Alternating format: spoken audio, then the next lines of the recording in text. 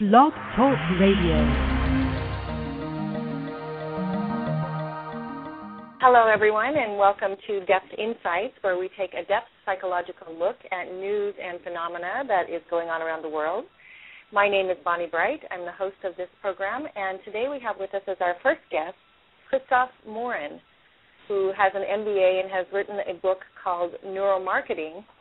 And today's show is called The Psychology and Promise of Neuromarketing. So we will be looking at the exciting advances that are happening in this field, which is basically a combination of neuroscience and all of the recent discoveries that have occurred in that particular field in the past few years, as well as marketing. Christophe, welcome to the show. Thank you. I'm glad to be here with you. Why don't you just start by telling us a little bit about the field of neuromarketing and why, indeed, you believe that it's important to all of us from a psychological aspect? Sure. Well, Bonnie, for decades, marketers have essentially talked to customers to understand what their experience of products or advertising was, only to find out that we know now that many of the processes that are happening in our brain when we see a commercial or when we experience a product for the first time are subconscious. And so it became pretty clear that looking at technology that can probe the inner workings of the mind was essential to accelerate the understanding of consumer behavior and everything that goes on in the brain directly as a result of exposure to either a new product or a piece of advertising. That's so interesting because in the field of depth psychology, of course, we have the concept of archetypes, something that Jung talked about quite a bit. And Carl Jung was really brilliant because he referred to these so-called archetypes as patterns that exist essentially autonomously in the unconscious, and they have a huge impact on our lives on a daily basis. Pretty much everything that we are doing is something that is a result of these innate patterns that are enacting themselves upon us and causing us to behave in certain ways, to like certain things, to encounter certain things with a particular perspective. And so this is the way that I'm able to relate to what it is that you're saying, that we actually encounter messages in advertising or probably even outside of advertising that affect us on a level where we don't understand exactly what is happening or even that it's happening. But this, in return, encourages us to make certain choices. Would you agree with that? Yes, it's a very interesting idea to edge the work of Carl Jung with what we're currently doing to understand consumer behavior. We do know at the level of how we behave in front of specific products or pieces of advertising, that there are many primal and pre-coded patterns that are at play. You might find it helpful, actually, to understand that even though we talk about one brain, we really effectively have three that are specialized in a way and have a different age. You have the neocortex, obviously, the kind of brain that we tend to talk about because that's the brain that is the most recent from an evolutionary standpoint.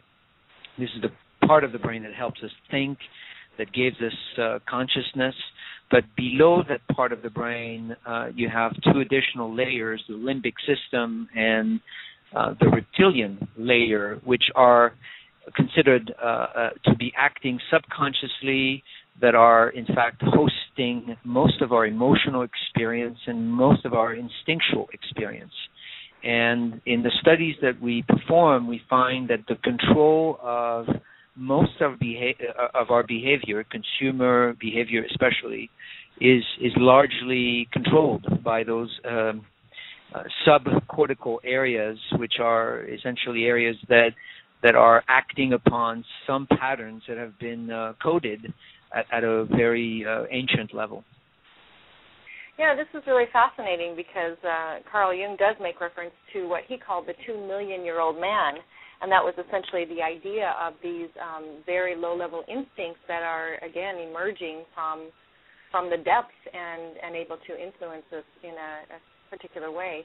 I do have a question for you. Let's look at the shadow side of this a little bit. How can this actually be both a benefit but perhaps also a problem for all of us in daily life?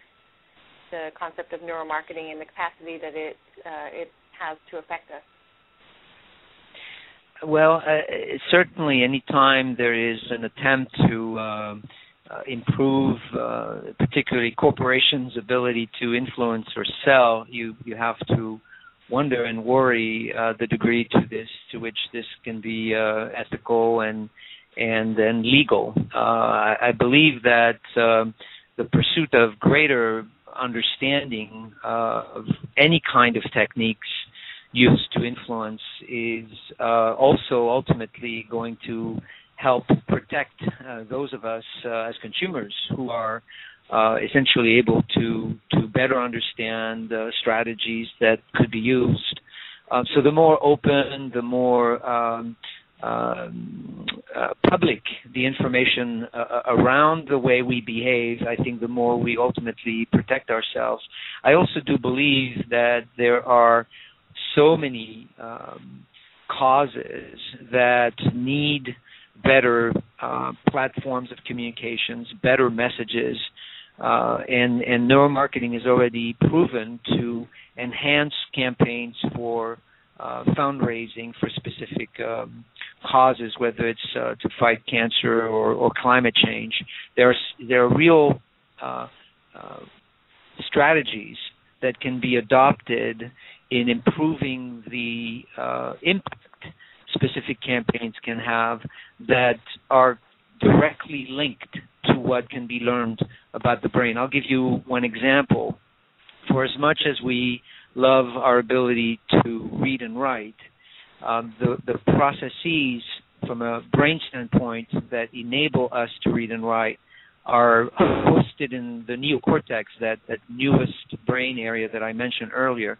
And as a result, they are actually very new from an evolutionary standpoint, and they don't speak as quickly as images or sensations that are coded at the level of the lower layers of the brain.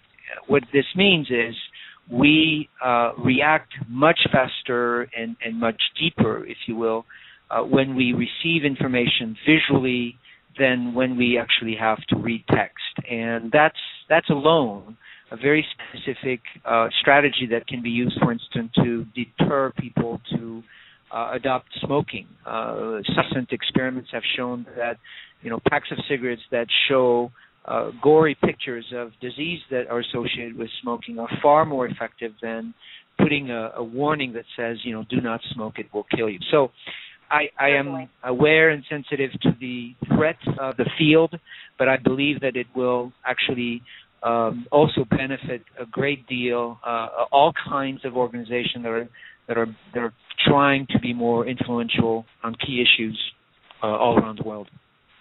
Right, absolutely. I appreciate what you're saying, and I would assume then as well that given the effectiveness of this capacity to influence people, it probably also has a pretty significant impact on our ability to communicate in relationships, maybe with spouses or partners, with even with our kids, our teenage kids. And we just have a few seconds left. I want to thank you very much, Christophe Morin, for being with us. Look for the book Neuromarketing, Understanding the Buy Buttons in Your Customer's Brain. I really appreciate the promise on the psychology of neuromarketing. And if you'd like to get more information on Christophe, you can check his website at www.salesbrain.com. Christophe, thank you very much. Thank you. This is Bonnie Bright, hosting your show, Depth Insights, and I look forward to seeing what's next.